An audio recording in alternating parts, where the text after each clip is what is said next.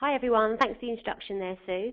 It's great to be here today with you all, and I'm really excited about introducing Discovery Viewpoint and kind of giving you a little idea of how we use our viewer community over here at Discovery. Okay, so I thought I'd just start off by giving you a bit of an introduction to Discovery Viewpoint, where we started with it and kind of where we are today. Okay, so Discovery Viewpoint launched back in 2007, so it's been going on for a fair few years now. And over the years, we've really developed and grown a thriving community of some real core viewers. So we currently have around 3,000 members on our panel, and these range from all of our channels across the portfolio. We contact our members primarily through online surveys, and these can cover a range of topics. On average, we get in touch with them about 2 to 3 times a month, and as a thank you for taking part, they're entered into a monthly prize draw for some small prizes as kind of thank yous for being part and continuing to give us their opinions and thoughts on our shows. So the panel is used predominantly to support our programming and marketing teams, but we have found it can be used across the business for various different topics and usage. We relaunched the panel in 2012, in April, with Vision Critical. At the moment, we're looking at response rates of about 43%. So a really strong group of viewers that are taking part and are really engaged with what we're doing and what we're asking of them. So when obviously setting up a community, the key thing is getting people involved. We're obviously very fortunate that we can get direct contact with our viewers via on-air promotion. So we have an on-air promo that goes out on screen across our channels, and this is a really great way of accessing our viewers at the point of contact where, you know, they're already in with our channel. They obviously love it enough to be there in the first place, and then it's kind of getting them a little bit more involved by saying, we'd love to hear your feedback. It's very much about putting them at the centre of what we do and making them feel like they do have a voice, and this is the place where they can air their thoughts and opinions, be it positive or negative. Obviously, we want to take both sides of the coin there. And unfortunately, I can't actually show you the promo here, but it will be available on the website. So if you want to go on another time and have a little look how we do kind of use a different tone of voice with our viewers. It's quite a light-hearted, informal way that we kind of approach them. We want to keep it quite friendly and make them feel like they are, you know, being listened to and can come to us with any opinions they may have. So as well as on-air promotion, we've also got a good digital strategy as well that we found really useful for getting people involved. We promote via our Discovery UK website, and we've also had coverage on the Discovery newsletter, which goes out to email to all our subscribers. And then this is then also backed up with a social media campaign as well. So we also promote via our Facebook page, our Twitter feed, and our YouTube channel as well. And this is proved to be quite a popular way of getting the younger viewers in, they've always been, you know, historically quite hard to reach. So it's great to kind of get them involved and hitting them on the platforms that they're most easily available. So following the relaunch back in April last year, we also created a brand new members portal. And I'm just going to give you a little snapshot of what this looks like. So this is kind of once you signed up and become a member of Discovery Viewpoint, you get your own login, and this is what they will see behind their login. So it's only available to members. And the idea behind this was that we wanted to create a place that was very much for members only. We wanted to make them feel like they were part of a special community, and they were getting access to information and content that was special to them as a thank you really for being part, you know, of this group. So just kind of taking you around what we have got on site. We've got quick polls that are updated every 2 weeks. One of the key things with this portal is that we wanted to be continually updating the content that was on there as an incentive for people to come and check back quite regularly. So if there was new things coming up, it would drive them to come and sort of see what was going on and if there was new things to take part in. So the quick polls are a nice, simple way of getting people involved. These don't necessarily have to be TV-related questions. We've had some quite fun questions, as an example there about aliens, obviously completely un-TV related, but just a little bit of fun and a really good engagement tool. We've also got Member Spotlight, so this has been a really useful way to kind of reward our most active members. So we sent out a very short survey to them just to get a little bit more information about them, so who their favourite Discovery presenter is, what's their favourite show. It's just a nice way to kind of give something back and give them a little bit of a moment in the spotlight, so to speak, to thank them for their involvement in the community. We also have a little bit of space to promote new shows. Obviously, these are viewers of our channels, and it's a really good place to kind of remind them of any new content we've coming up. If we know we're going to be asking a survey on certain shows, we'll try and promote that show a couple of weeks before, just to kind of give them a bit of a push to go and watch it. And obviously, great use of promotion, using the space we've got. And then finally, a new thing that we actually launched with the relaunch back in April was discussion forums. And this has been a completely new thing for Discovery Viewpoint, and has been quite an interesting addition to our community. So I'm just going to touch a little bit on that a bit further, just to kind of give you some information on how that's worked. So we've used discussion forums in a couple of different ways, and we found them really useful because it kind of gives a way that we can have a two-way conversation with our members. And kind of touching on what Hannah said in the previous presentation, it's really great because we can ask follow-up questions off the back of what people have said. It makes it much more a conversation rather than the surveys that we send out that are obviously predefined questions. We've also found it's a really useful way as well to get the members to talk to each other. People will make posts and then other members can reply directly to that, and it kind of gets a bit of a conversation going amongst them, and then they're not just directing conversation to us, they're kind of chatting amongst themselves as well, which is really brilliant to see. So we've used the discussion forums in a couple of ways. One way is as just standalone forums. So, for example, we had one up for a month that was running on auctioneering shows. It's a very popular kind of type of show, which kind of sits within the factual category. So we was quite keen to kind of see what type of auctioneering shows they were watching, what channels they were watching them on, and you know, what makes certain shows better than others. So this was a really great way to kind of just get that conversation going, and then probing any sort of comments they made. And then we've also found we can use discussion forums off the back of a survey. So, for example, we did a big program testing around Wheeler Dealers, which is one of our biggest shows here in the UK. And obviously we had a pre-defined set of questions that we wanted to answer. We found it was then very useful at the end of that survey to direct them over to a discussion forum to give them a space to kind of talk about anything else to do with the show that we might not necessarily have asked in that survey. And again, a really great way for them to kind of chat amongst themselves about the presenters or the cars they've seen featured. So it really just adds another level of depth to the project that we was working on. So that kind of covers over discussion forums. But obviously the main thing that we use the community for is to send out surveys, and obviously these are all done online. So yeah, so following on from obviously what I've been talking about discussion forums, the main usage that we use our community for is sending out online surveys. And part of this, you know, is that we really want people to be excited about what they're answering. We're asking them questions about TV. It's fun, it's interesting, and we really wanted to portray this in our surveys by making them very engaging and interactive. So on the slide here, I've just got a couple of examples of the question types that we use, and it is very much interactive ways that we kind of format our questions. So we've got some drag and drop slide, sort of magnetic sorting options. We've got card sorts. Instead of just using big grids, we use images as much as possible, and we've also got sort of slider scales as well. So it's just kind of making it a much more fun sort of process of being part of taking part in the surveys. So going on to the next slide. We also found that it's really key to give back and give feedback to our community members. They're taking the time to give us all this information. It's really key that we kind of give them feedback on what we're doing with their results and how it's implementing within the business. So we have a couple of ways of kind of getting the results back to them.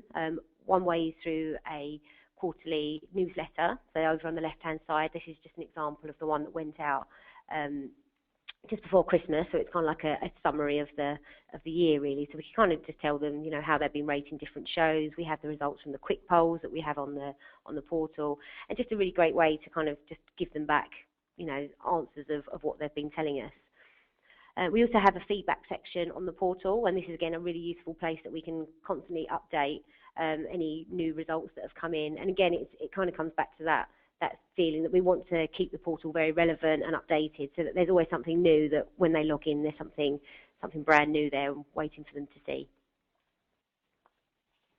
So just moving on to the next slide, just to quickly summarise, although obviously a lot of what we do is about TV and program testing, we do use our viewer community for quite a wide range of uses across the business, and this can range from anything from program testing to talent testing to sponsorship research, and also more recently we started doing topical research. And that's kind of what I wanted to focus on today, and introduce you to our Olympics project that we carried out last year. So if we can just flick on to the next slide. Perfect. Okay, so Discovery historically suffers from big sporting events, and it does seem that, you know, these big events come along and our viewers all pack their bags and wander off to different channels. So it was very much an area of concern for us when, you know, we knew the Olympics were coming to London. They were going to be bigger than we'd ever seen them in the UK before. So there was, you know, a bit of a fear that how is this going to affect our channels here in the UK. So we carried out an initial survey which very much provided a snapshot of Discovery viewers' thoughts and perceptions about the Olympics. It had various topics on there. It looked at their excitement and support levels for the Games, their viewing plans, and also the events that they were most eagerly anticipating. And we were very keen to get a very quick turnaround on this survey, because we wanted to get the results out before the Olympics launched to kind of make sure it was very relevant and front of mind for people across the business. So the survey was live for around 5 days, and we received a really strong response rate of 59%. So people were very keen to talk to us about these sort of topical events. You know, the Olympics kind of embraced everyone here in the UK, and our viewers were very much keen to kind of give us their thoughts and opinions on it. So following the return of the results from the survey, we handed all our data over to Vision Critical, and they put together this brilliant infographic for us. And this was very much a new way of presenting data for us, and we found it a really useful tool to kind of get the results out to the business in a really engaging and interesting way. We actually had it distributed through our internal communications via email, so it kind of went to everyone across the business on the Wednesday afternoon before the opening ceremony on the Friday. So, you know, again, really front of mind. Everyone was thinking about it, and this is kind of like, this is what we're doing to kind of track what our viewers are thinking about this huge event. So we found some sort of big key findings from the initial survey, and it was actually quite interesting to see that interest levels weren't actually as high as we was expecting. Overall, only 12% claimed to be very excited by the Games, whilst a third revealed to be not excited at all. And this interest level actually very much was varied by region. Opinions in London were very much divided, with an even split of positive and negative. Northern Ireland were the most excited, while Scotland and Wales were the least interested, so possibly a bit of a disconnect with it being in London and sort of those regions being a bit further away. We found that just over a third of our viewers expected to watch the events very often, whilst the same amount expected not to watch any at all.